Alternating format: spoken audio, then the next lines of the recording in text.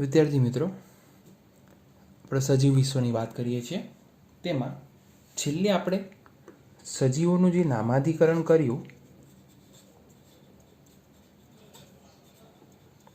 એ નામાધિકરણમાં છેલ્લે નીર વિશે થોડીક ચર્ચા કરી લઈએ. તો તેમાં વિદ્યાર્થી મિત્રો, સ્થાનિક નામ આપણે વાત કરી કે અલગ અલગ જગ્યાએ અલગ અલગ નામથી સજીવ ઓળખાતો હોય, તો જે સ્થાનિક નામ છે એ સ્થાનિક નામ એક જ દેશમાં પણ, મેં તમને એમ કીધું, જુદી જુદી જગ્યાએ અથવા જુદા જુદા પ્રાંતમાં, રાજ્યમાં જુદા જુદા નામથી ઓળખી શકીએ છીએ. તમે બી જાણતા હશો ઘણી બધી વસ્તુ, બરાબર. તેના એક ઉદાહરણ આપણે લઈએ. એ ઉદાહરણ તરીકે જોઈએ તે ઉદાહરણમાં ડુંગળી. ગુજરાતમાં જે છે તેને ડુંગળી કહેવામાં આવે. બીજું કોઈ રાજ્ય જોઈએ તો કે તેમાં તમિલનાડુ, તો તમિલનાડુમાં વેંગ્યમ કહેવામાં આવે. કર્ણાટકમાં ઈરુલ્લી કહેવામાં આવે. ત્યારબાદ ઉત્તર પ્રદેશમાં પ્યાજ. અલગ અલગ નામથી ડુંગળીને ઓળખવામાં આવે છે. ઓકે, એ રીતે એક પક્ષી છે, એ પક્ષીની વાત કરીએ તો પક્ષી ભારતમાં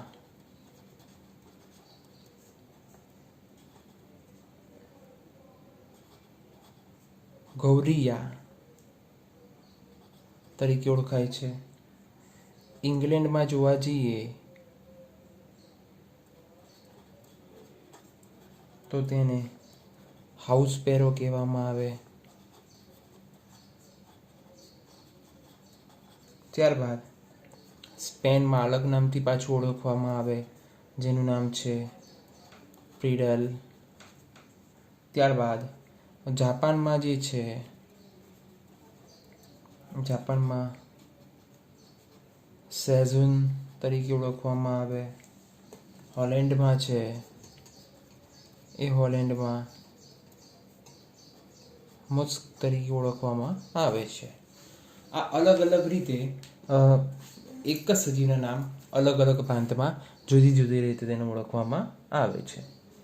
પછી એવું થઈ શકે વિદ્યાર્થી મિત્રો કે એક નામ છે એ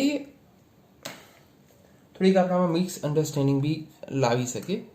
તો કે સામાન્ય નામ જે છે એ સામાન્ય નામ, વૈજ્ઞાનિકના નામ સિવાય જે નામ છે એ આપણને ગેરમાર્ગે પણ દોરી શકે છે. તો ગેરમાર્ગે કઈ રીતે દોરે એની ચર્ચા કરીએ. તો એક નામ છે કટલ ફિશ, જે મત્સ્ય સમુદાયનું નહીં પણ મૃદુકાય સમુદાયનું જોવા મળે. તેવી રીતે બીજું ઉદાહરણ છે સ્ટારફિશ, જે શુળત્વચી સમુદાયનું જોવા મળે. ત્યારબાદ જેલીફિશ, જે કોસ્ટાન્થ્રી સમુદાયનું જોવા મળે. ત્યારબાદ એક હજી નામ લઈએ, સિલ્વરફિશ, જે સંધિપાય સમુદાયમાં જોવા મળે છે.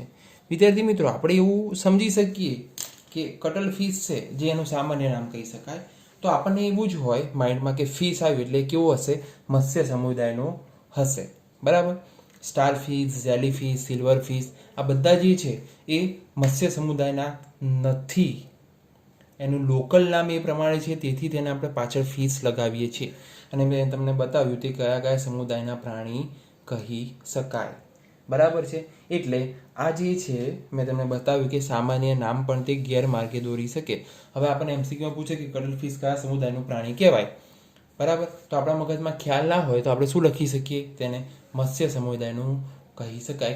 કેમ એવું લખી શકીએ? કારણ કે આપણે પાછળ ફિશ વાંચીએ છીએ એટલે. તો આ વસ્તુ ધ્યાન રાખવી પડે. તો આ જે અલગ અલગ છે તે ફિશ એટલે કે મત્સ્ય નથી. ક્લિયર વિદ્યાર્થી મિત્રો? આગળ વધીશું. વિદ્યાર્થી મિત્રો, આગળ ચર્ચા કરીએ, જેમાં અગત્યનું એક સોપાન છે જે છે વર્ગીકરણ.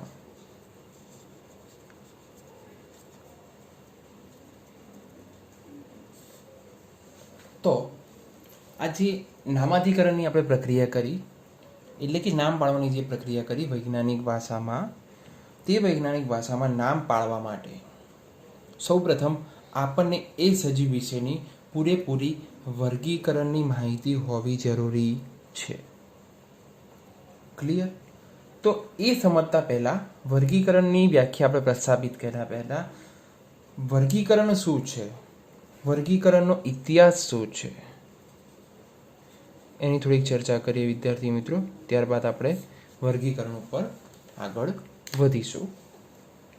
તો શરૂઆતના દિવસોમાં એવું હતું વિદ્યાર્થી મિત્રો કે વિકાસના દિવસોમાં માનવી તેની પાયાની જરૂરિયાત, હવે માનવીની પાયાની જરૂરિયાત આપણે જોવા જઈએ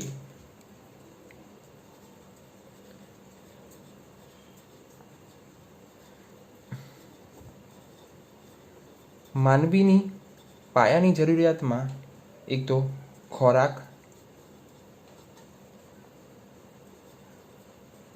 પહેરવા માટે વસ્ત્ર અને છેલ્લે આશ્રયના સ્ત્રોત જરૂરી હતા. બરાબર? તેથી શરૂઆતનું વર્ગીકરણ એવું કહી શકાય, જે શરૂઆતનું વર્ગીકરણ હતું તે સજીવો પર આધારિત હતું. આ પ્રકારના જે સજીવો છે તેના પર આધારિત જોવા મળતું હતું.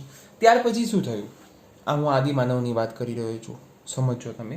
ત્યાર પછી માનવ આવા સજીવોના સંબંધો જાણવા મળ્યા, જેને પરિણામે એક નવી શાખાનો જન્મ થયો, જેને વર્ગીકરણ નામ આપેલું છે.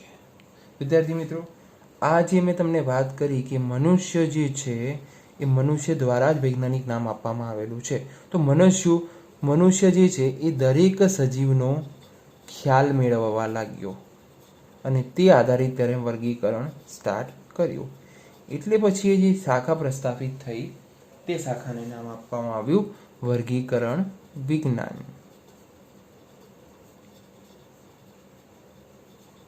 ક્લિયર? આગળ વધીશું. થોડીક ઇતિહાસની વાત કરીએ વધારે. તો આપણો એક ગ્રંથ છે જેનું નામ છે સુશ્રુત સંહિતા. એ શ્રુત સંહિતાની અંદર પણ વર્ગીકરણ જે છે એ વર્ગીકરણનો ઉલ્લેખ કરેલો જોવા મળે છે. ત્યારબાદ એરિસ્ટોટલ નામમાં બધા સાયન્ટિસ્ટોને યાદ રાખવાના છે. એરિસ્ટોટલે પણ વર્ગીકરણ જે છે, આ તત્વચિંતક હતા, તેમણે સજીવનું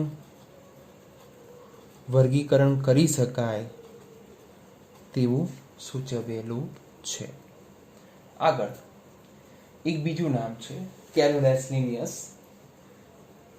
એરિસ્ટોટલે તો સજીવનું વર્ગીકરણ સ્ટાર્ટ કર્યું, પણ કેરોલસ લિનિયસ, જે મેં તમને વર્ગીકરણમાં એલ લખાવ્યો, તે એ કેરોલસ લિનિયસ વૈજ્ઞાનિકે આ જે વર્ગીકરણ છે તે વર્ગીકરણનો ખૂબ જ ઊંડો અભ્યાસ કર્યો હતો. માટે સમજો વિદ્યાર્થી મિત્રો, હવે માટે જ તેમને આ જે લિનિયસ છે એ લિનિયસને વર્ગીકરણના પિતા પણ કહેવામાં આવે છે. કારણ કે આ વર્ગીકરણ માટેની જે આપણને જરૂરિયાત છે એ જરૂરિયાત બધી જ કેરોલસ લિનિયસ નામના વૈજ્ઞાનિકે આપણને આપેલી છે.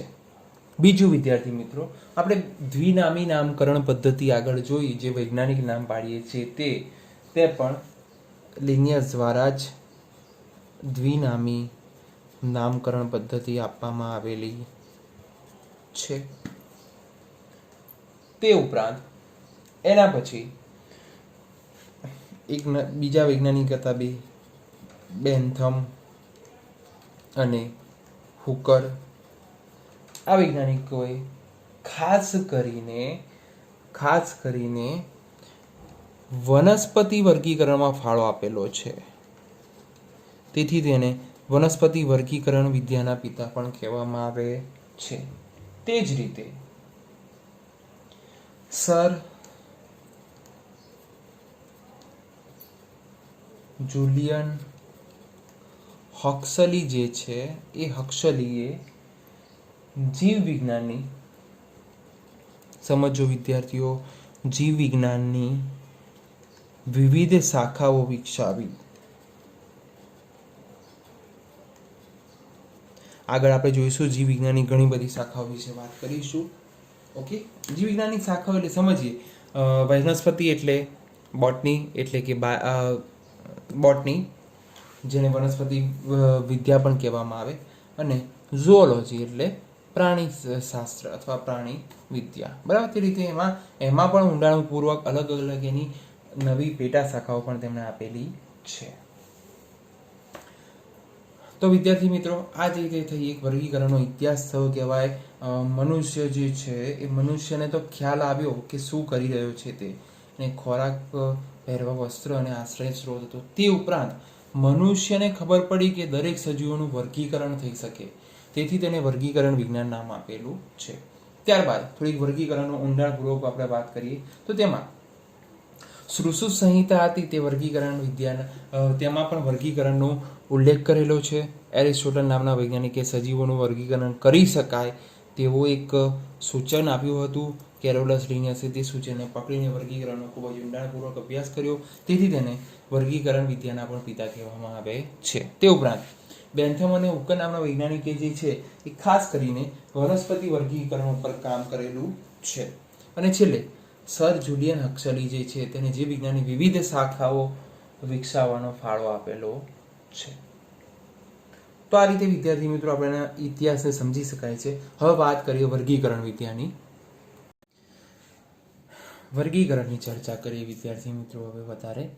તો વર્ગીકરણ જે છે એક એવી કાર્ય પદ્ધતિ છે જેને વર્ગીકૃત કરવા માટે સગવડ ભરેલી કક્ષાઓ જોઈએ. સગવડ ભરેલી કક્ષા એટલે કે કોઈ પણ સજીવનું આપણે વર્ગીકરણ કરી રહ્યા છીએ તો તેના માટે આપણને સંપૂર્ણ ખ્યાલ જોઈએ કે આ જે સજીવ છે તેની સજીવની અંદર કઈ લાક્ષણિકતાઓ જઈ રહી છે, તો તેના આધારે તે સજીવને આપણે કયા કક્ષામાં મૂકી શકીએ, સજીવને નિરીક્ષણ કરી શકીએ. એક ઉદાહરણ આપેલું છે વિદ્યાર્થી મિત્રો કે કઈ રીતે આ કક્ષાઓને નિરીક્ષણ આપણે કરી શકીએ તેની વાત કરું તો તમને એક ઉદાહરણ આપેલું છે તમારી સમક્ષ કે સસ્તન છે. સસ્તન એટલે કે જે બાળ બચ્ચાને દૂધ આપી શકે તેવું, માતા દ્વારા દૂધ આપી શકાય તેવું સસ્તન વર્ગનું પ્રાણી. તો વિદ્યાર્થી મિત્રો સૌથી પહેલા આપણને ખ્યાલ આવજો કે સસ્તન વર્ગના પ્રાણી તો ઘણા બધા છે જે પોતાના બચ્ચાને દૂધ પીવડાવે છે. ઓકે, તો બીજી એક ખાસિયત એમાં આવી, એનો પેટા પ્રકાર કહેવાય કે તે સસ્તનમાં પાછા બાહ્ય કર્ણપલ્લવ ધરાવે છે, અને બીજું તેના શરીર પર વાળ પણ છે. તો વિદ્યાર્થી મિત્રો તમને તરત જ ખ્યાલ આવવો જોઈએ કે કોની વાત કરી રહ્યા છે. તો આ જે પ્રમાણે વાત કરીએ એ કક્ષાઓ આપેલી હોય ને કે કક્ષા દ્વારા આપણે એનું વર્ગીકરણ કરી શકીએ. ઓકે, તો આ તમને ખબર જ છે શું છે આ મનુષ્ય. આગળ કૂતરાઓ, બિલાડીઓ, સસ્તન, ઘઉં, ચોખા, વનસ્પતિઓ, પ્રાણીઓ વગેરે જેવા સજીવોના અભ્યાસ માટે સુલભ કક્ષાઓ પાડેલી હોય છે. આ કક્ષાઓ માટે વૈજ્ઞાનિક શબ્દ પ્રયોજન તરીકે વર્ગકો શબ્દ વપરાય છે. વિદ્યાર્થી મિત્રો આ મહત્વનો ટોપિક જેને નામ આપેલું છે આપણે વર્ગકો. આના આધારે જેને ટાક્ષા કહેવામાં આવે છે, આના આધારે કોઈ પણ વૈજ્ઞાનિક હોય, કોઈ પણ વ્યક્તિ છે તે, કોઈ પણ મનુષ્ય છે તે આરામથી સજીવોનો વર્ગીકરણ દ્વારા અભ્યાસ કરી શકે છે. શું કીધું? તો કે કોઈ પણ સજીવ હોય, મેં ઘણા બધા નામ લીધા પરંતુ હું લખું છું કે કોઈ પણ સજીવનો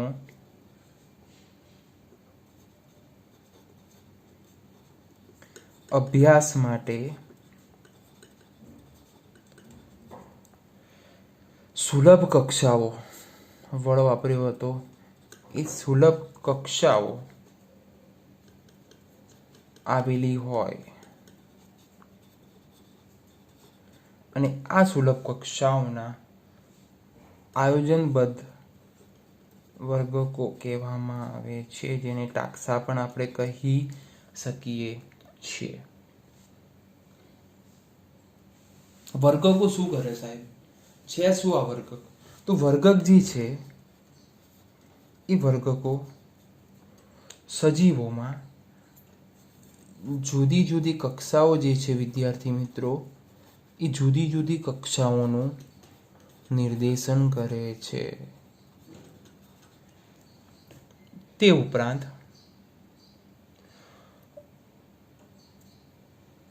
એક વનસ્પતિની વાત કરીએ તો વનસ્પતિ અને પ્રાણી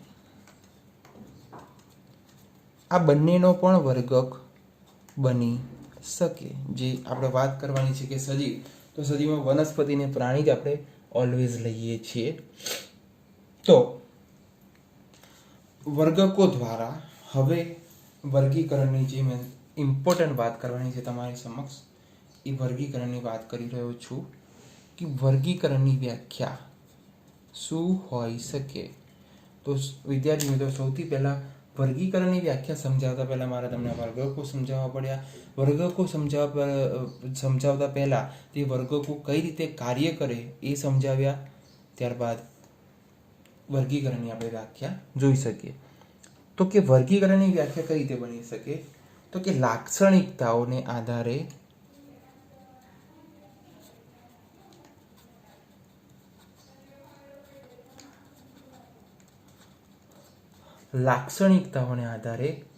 બધા જ સજીવોને, એટલે કે સજીવોને વર્ગકોમાં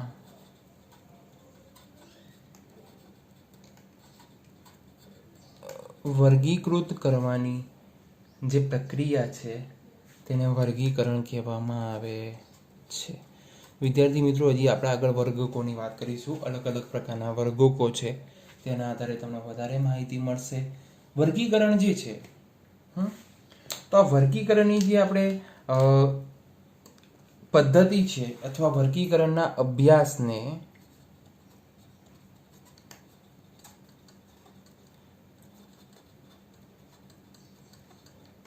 વર્ગીકરણ વિદ્યા પણ કહેવામાં આવે છે, અથવા તેને આપણે ટેક્સોનોમી પણ લખી શકીએ છીએ. વિદ્યાર્થી મિત્રો, તો આ રીતે લાક્ષણિકતાઓને આધારે હું તમને આ લાક્ષણિકતાઓ આગળ બધી સમજાવીશ. સહેજ પણ કન્ફ્યુઝ થવાની જરૂર નથી, એકદમ ઇઝી ટોપિક છે બધા. લાક્ષણિકતાઓને આધારે સજીવોને વર્ગકોમાં વર્ગીકૃત કરવાની. આના પછીનો નેક્સ્ટ ટોપિક આપણે વર્ગકો લઈશું વિદ્યાર્થી મિત્રો. તેના આધારે તમને સંપૂર્ણ ખ્યાલ મેળવી શકાય. ઓકે, આગળ ચર્ચા કરીશું થોડીક વર્ગીકરણની.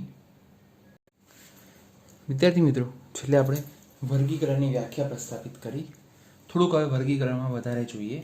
તો કે તેમાં હવે આ વર્ગીકરણ છે, એ વર્ગીકરણને કઈ રીતે આપણે વર્ગીકૃત કરી શકીએ? તો કે સજીવો જે છે એ સજીવોની કોષ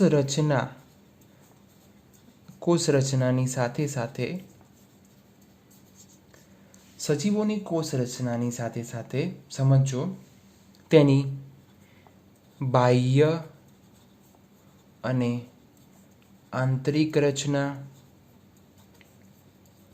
વર્ગીકરણ કઈ રીતે કરી શકાય તેની ચર્ચા હવે થઈ રહી છે કે કોષ રચનાની સાથે સાથે બાહ્ય અને આંતરિક રચના, તે ઉપરાંત તેની વિકાસ પ્રક્રિયા, કે સજીવની વિકાસ પ્રક્રિયા કઈ રીતે થાય છે, વૃદ્ધિ અને વિકાસ. તે ઉપરાંત પરિસ્થિતિક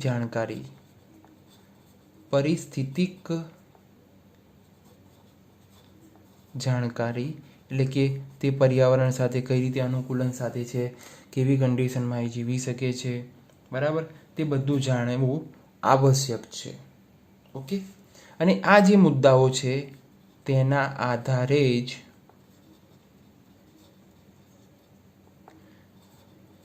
વર્ગીકરણ શક્ય બને છે. ઓકે વિદ્યાર્થી મિત્રો, હવે વર્ગીકરણ જે છે એ વર્ગીકરણની મૂળભૂત પ્રક્રિયાઓ તમને સમજાવું કે આપણે વર્ગીકરણ કરવું હોય તે વર્ગીકરણની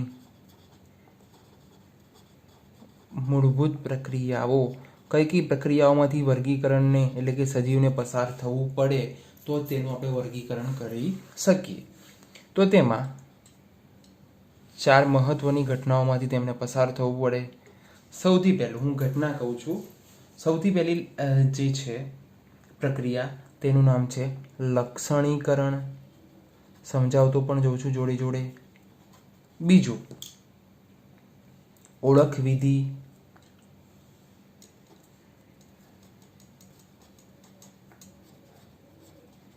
તે ઉપરાંત વર્ગીકરણ અને છેલ્લે આવે તેનું નામકરણ. તો વિદ્યાર્થીઓ, આ જે મૂળભૂત 4 પ્રક્રિયાઓ છે એ 4 પ્રક્રિયાઓમાંથી સજીવને પસાર થવું જ પડે. અથવા કોઈ પણ જે વૈજ્ઞાનિક છે, કોઈ પણ મનુષ્ય છે, તેને વર્ગીકરણ કરવું હોય તો આ 4 મૂળભૂત પ્રક્રિયાઓ કરવી જ પડે. તો તેના આધારે આપણે એને ઓળખી શકીએ. હવે એમાં જોઈએ લક્ષણીકરણ શું છે. તો કે લક્ષણીકરણ એમ જણાવે છે કે તેમાં સજીવના લક્ષણો એટલે કે સજીવ જન્મથી લઈને મૃત્યુ સુધીમાં કઈ ઘટનાઓ કઈ પ્રક્રિયાઓ કરે છે તેના લક્ષણોની વાત કરવામાં આવે. તેની સ્પેસિફિક કોઈ મહત્વનું લક્ષણ હોય તે મહત્વના લક્ષણ વિશેની પણ આપણે વાત કરી શકીએ. તે લક્ષણ આધારે તેની ઓળખ વિધિ થઈ શકે કે તું શું કરે. સામાજિક એક ઉદાહરણ તમને આપું છું કે તમને ખ્યાલ આવી જશે કે ખૂબ જ મોટા પીંછા ધરાવે છે. ઓકે, ઉડવામાં સક્ષમ છે પણ તે બીજા પક્ષીઓ કરતાં વધારે ઉડી શકતો નથી. ચોમાસાની સિઝનમાં તે બ્રીડિંગ કરે છે અથવા ઈંડા મૂકે છે તેવું પણ કહી શકાય. ઓકે, તો તમારા મગજમાં ખ્યાલ આવવો જોઈએ કે હું શેની વાત કરું છું. મોર, પીકોક. ઓકે, તો આ રીતે એના લક્ષણો કહી શકાય વિદ્યાર્થી મિત્રો. એ લક્ષણોને આધારે આપણે તેની ઓળખ વિધિ કરી શકીએ. ઓળખ વિધિ એટલે આપણને ખબર પડે કે એ કયો સજીવ છે. લક્ષણીકરણ આમાં ખૂબ જ મહત્વનો પાયો કહેવામાં આવે. ઓળખ વિધિ થાય ત્યારબાદ ઓળખ વિધિ થયા પછી તેનું વર્ગીકરણ કરવામાં આવે. વર્ગીકરણ પણ આપણે એક વર્ગીકરણ આગળ સમજીશું કે કઈ રીતે વર્ગીકરણ થાય છે. ત્યારબાદ છેલ્લે તેનું આ વર્ગીકરણ આધારિત નામકરણ કરવામાં આવે છે. વિદ્યાર્થી મિત્રો, હવે આગળ થોડીક જે બાબત છે નીટલક્ષી કહી શકાય. તો વર્ગીકરણ જે શબ્દ છે સમજો વિદ્યાર્થીઓ. વર્ગીકરણ ટેક્સોનોમી શબ્દ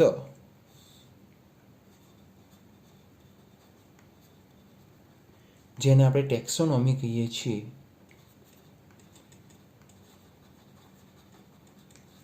એ ટેક્સોનોમી શબ્દ કોણે આપ્યો? તો એ ટેક્સોનોમી શબ્દ ધ કેન્ડોલે, ખૂબ જ અગત્યનું નીટ માટે ધ કેન્ડોલે આપેલો છે. અને સિસ્ટમેટિક, આગળ આ શબ્દ આવશે સિસ્ટમેટિક, એટલે કે આ જે સિસ્ટમથી પ્રક્રિયા થાય છે. લક્ષણીકરણ કરવું, ઓળખ વિધિ કરવી, ત્યારબાદ વર્ગીકરણ થાય, ત્યાં છેલ્લે નામકરણ થાય. તો આ સિસ્ટમેટિક જે શબ્દ છે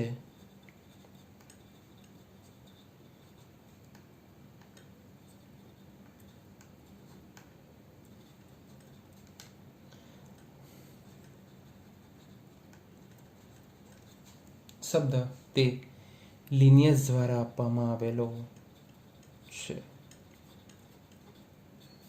ક્લિયર વિદ્યાર્થીઓ? આ બે પ્રશ્ન નીટની એક્ઝામમાં પૂછાઈ ગયેલા છે. તો આ રીતે આપણે સંપૂર્ણ વર્ગીકરણના ઇતિહાસની પણ વાત કરી, થોડીક વર્ગીકરણ ની વ્યાખ્યા પ્રસ્થાપિત કરવા માટે આપણે પહેલાં વર્ગકની વાત કરી. એ વર્ગીકરણ કઈ રીતે શક્ય બને, કયા કયા પરિબળો આધારિત, કયા કયા લક્ષણો જરૂરી છે તેમાં, તે આધારિત આ લક્ષણીકરણ કરવા માટે વિદ્યાર્થી મિત્રો મેં તમને એક સમજ આપી. એ લક્ષણીકરણ એટલે સજીવના લક્ષણો. તો જુઓ તમે, બધા જ એક પ્રકારના સજીવના લક્ષણો આપણે તેને કહી શકીએ. તો આ રીતે વર્ગીકરણની મૂળભૂત પ્રક્રિયાઓ વિશે વાત કરી અને છેલ્લે આ વર્ગીકરણની ચર્ચા પૂર્ણ કરીએ છીએ. હવે આગળ એનામાં વધીશું કે વર્ગીકરણ માટે જરૂરી વર્ગકો શું છે અને કે કઈ રીતે કામ કરે છે, જેથી આપણે કોઈ પણ સજીવનું વર્ગીકરણ કરી શકીએ. થોડીક મિનિટ ઉપર માહિતી જોઈએ વર્ગીકરણની. તો વિદ્યાર્થી મિત્રો, આ વર્ગીકરણ જે છે એ કોઈ પણ હોય, કે વનસ્પતિ હોય કે પ્રાણી હોય, તો કે વનસ્પતિઓના જે વૈજ્ઞાનિક નામ છે તે વૈજ્ઞાનિક નામ એક સરખા નામ એટલે કે તમે જોજો કે વનસ્પતિમાં કોઈ પણ વખતે તમે બધા જ વૈજ્ઞાનિક નામ જોઈ લો છો તો તેમાં જાતિ અને પ્રજાતિનું નામ સરખું ન હોય. કોઈ દિવસ જાતિ અને પ્રજાતિનું નામ સરખું હશે નહીં, ખાસ કરીને શેમાં? વનસ્પતિઓમાં. કેમ સર આવું? તો કે મેં તમને કીધું કે આ જે વનસ્પતિઓનું વૈજ્ઞાનિક નામકરણ કરવા માટેના જે હેતુઓ આપેલા છે તે કોના દ્વારા આપવામાં આવ્યા હતા? તો કે તે હેતુઓ ICBN દ્વારા આપવામાં આવેલા છે. તો ICBN દ્વારા આ હેતુ કહેવામાં આવે છે તો કે તેમાં માન્ય રાખવામાં આવતું નથી. એટલે કે ICBN દ્વારા જાતિ અને પ્રજાતિનું નામ સરખું હોય વનસ્પતિ સૃષ્ટિની અંદર તો તે નામ અમાન્ય ગણાય છે. ઓકે, તો સર આ તો વનસ્પતિનું કીધું, તો પ્રાણીનું શું હશે? જોઈએ પ્રાણીનું. તો પ્રાણી જે છે એ પ્રાણીનું નામ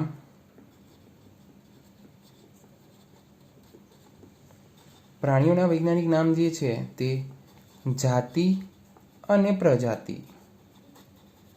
કઈ સંસ્થા? સરખું હોય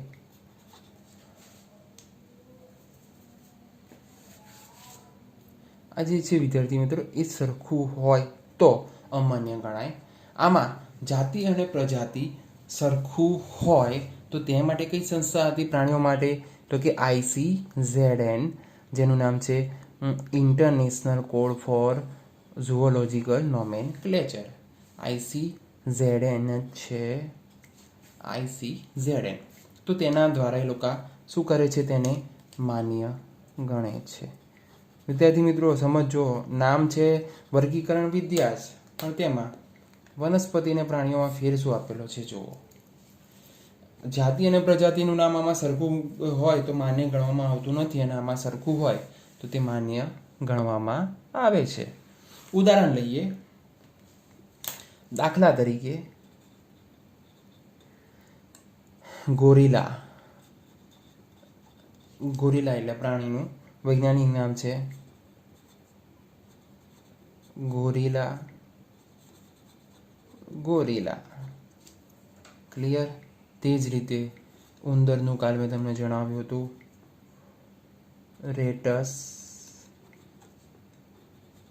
રેટસ. તે જ રીતે ભારતીય કોબ્રા પણ મેં તમને કીધો હતો નાજા. ક્લિયર? આ રીતે જાતિ અને પ્રજાતિ જાતિનું નામ સરખું જોવા મળે છે.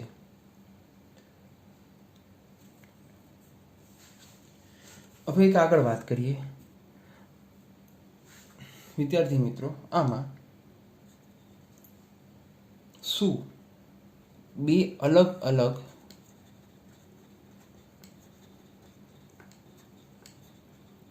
સજીવના જે નામકરણ છે એ નામકરણમાં પ્રજાતિનું નામ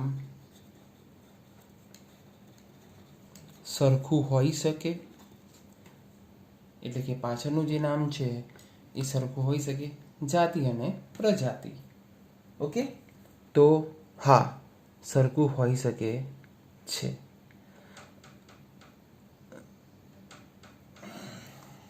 કઈ રીતે? તો તેમાં આપણે ઉદાહરણ લઈએ.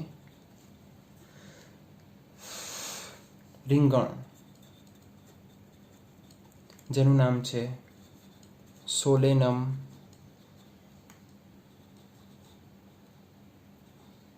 મેલોંગેના, અને બીજું નામ છે પીલુડી. પીલુડી પ્રકાર આવશે તમારે ભણવાનો, જેનું પણ છે નામ સોલેનમ નાઇગ્રમ. ઓકે, બંનેના પ્રજાતિના નામ જો તમે સરખા છે તો તે આપણને ગણવામાં આવે છે. તે જ રીતે બે અલગ અલગ સજીવની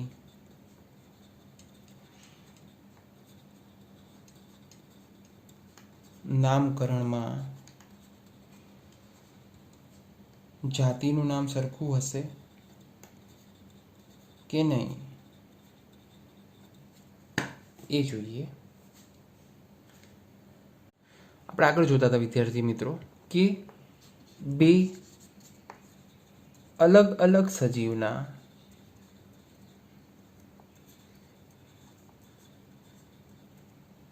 નામકરણમાં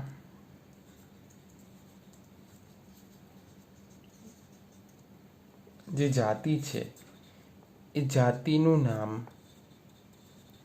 સરખું હોઈ શકે કે નહીં. ઓકે, તો તેમાં સૌથી પહેલા ઉદાહરણ લઈએ કે દાખલા તરીકે કેરી. મેં તમને સમજાવ્યું હતું કે આગળ કેરીનું નામ શું હોઈ શકે? મેન્જીફેરા ઇન્ડિકા. ક્લિયર? અને બીજું નામ લઈએ આંબલી. એ પણ મેં તમને કાલે સમજાવ્યું હતું, ટેમેરિન્ડસ ઇન્ડિકા. તો વિદ્યાર્થી મિત્રો જોઈ શકો છો બે જાતિના નામ કેવા છે? સરખા. તેથી અલગ અલગ પ્રજાતિ, અલગ અલગ સજીવની પ્રજાતિના નામ પણ સરખા હોઈ શકે છે, અને અલગ અલગ સજીવના જાતિના નામ પણ સરખા હોઈ શકે છે. હવે આમાં એવું થાય, બે અલગ અલગ સજીવના નામકરણમાં જાતિ અને પ્રજાતિનું નામ બંનેનું નામ સરખું હોઈ શકે? ના, એવું તો બની જ ના શકે. મેન્જીફેરા ઇન્ડિકા એવું થાય ના થઈ શકે. ઓકે, એટલે એ શક્ય નથી. આગળ છેલ્લે જોઈએ, આ બધી નીટની માહિતી છે વિદ્યાર્થી મિત્રો. ત્રિનામી નામકરણ પદ્ધતિ. કદાચ મેં તમને આગળ વાત કરી હતી કે ત્રિનામી નામકરણ જે પદ્ધતિ છે તે નામકરણ પદ્ધતિ શું કરી શકીશું? તો કે કેટલીક વખત જાતિના સામાન્ય લક્ષણોના તફાવતને આધારે જાતિનું આગળ ઉપજાતિ અને વેરાયટીમાં વર્ગીકરણ કરવામાં આવે છે. જો વિદ્યાર્થી મિત્રો એવું થઈ શકે કે સજીવ જે છે એ સજીવના લક્ષણો વધુ પડતા તફાવતને આધારે લક્ષણોના જાતિના સામાન્ય તફાવતને કારણે તેમાં શું થાય? તો કે તેમાં વૈજ્ઞાનિકો દ્વારા ઉપજાતિ અથવા વેરાયટી ઊભી કરવાની જરૂર પડે, જેથી આપણે એ સજીવને આગળ નવા નામકરણથી પ્રસ્થાપિત કરી શકીએ. ઓકે, તો તેથી નવું જે વૈજ્ઞાનિકકરણ નામ બને છે તે કઈ રીતે દર્શાવી શકાય? સૌથી પહેલાં પ્રજાતિ, ધેન જાતિ, ધેન ઉપજાતિ યા વેરાયટી તરીકે આપણે લખી શકીએ છીએ. ઓકે, કાલે મેં લાસ્ટ લેક્ચરમાં મેં તમને ઉદાહરણ આપ્યું હતું મનુષ્ય, જેને આપણે લખી શકીએ હોમો sapiens,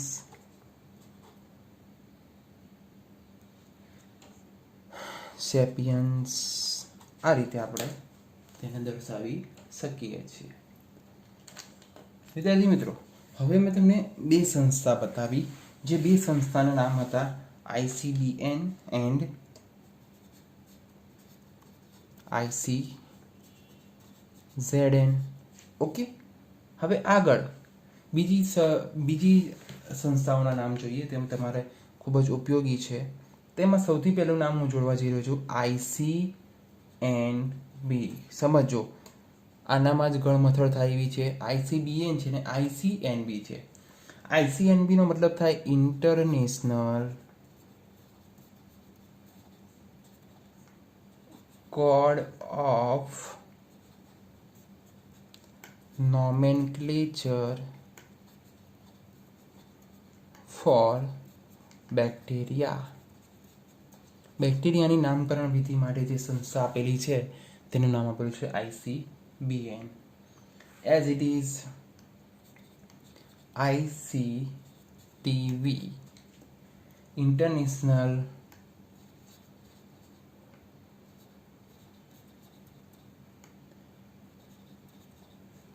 committee four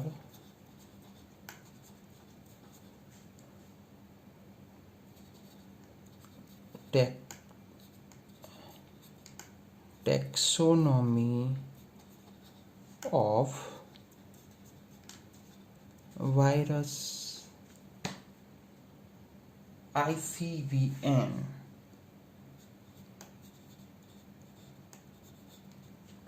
international code of viral nomenclature. Code of તમે લખી દેજો વિદ્યાર્થી મિત્રો. આમાં બતાવી દઉં છું વાયરલ નોમેનક્લેચર. ખૂબ જ અગત્યની માહિતી થઈ તમારા માટે. તો આ રીતે એક હજી રહ્યું છે એમાં ICNCP, international code of nomenclature for cultivated plants. તો વિદ્યાર્થી મિત્રો આ જે છે એ અલગ અલગ સંસ્થાઓ અલગ અલગ સજીવો ઉપર માટે કામ કરે છે. તો આથી તમારી વર્ગીકરણની પૂરેપૂરી માહિતી.